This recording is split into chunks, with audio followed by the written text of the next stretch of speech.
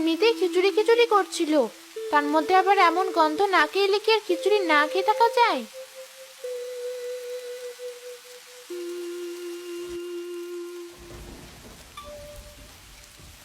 এলাম তো খিচুড়ি খেতে, কিন্তু ওদের সামনে থেকে খিচুড়িটা সরাবো কি করে? আর আমাকে দেখে ফেললেও তো সর্বনাশ হয়ে যাবে। আমি বরং অদৃশ্য হয়ে থাকি, একটু অপেক্ষা করি, আগে দেখি কি করে, তারপর সুযোগ বুঝে খিচুড়ি নিয়ে হাওয়া হয়ে যাব।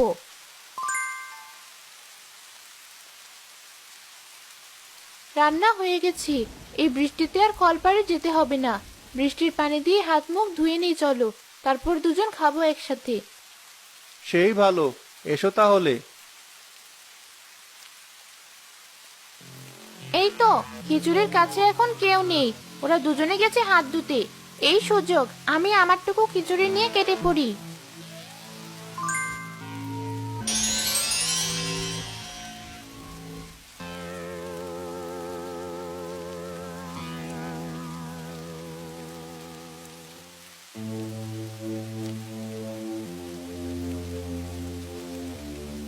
এ কি, হাড়িতে আর এটুকু খিচুড়ি কেন?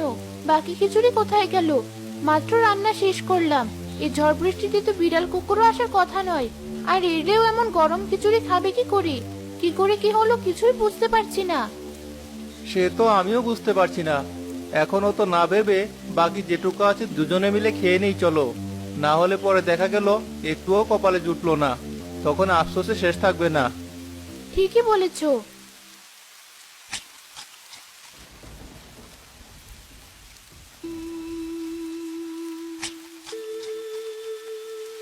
বৃষ্টির সময় গাছের ডালে বসে এমন গরম গরম খিচুড়ি খাওয়ার মজাই আলাদা। কাঁচা পশু পাখি খেতে খেতে মুখটা একেবারে নষ্ট হয়ে গিয়েছিল, আজ একটু স্বাদ ফিরলো। বউটার রান্নার হাত বেশ ভালো।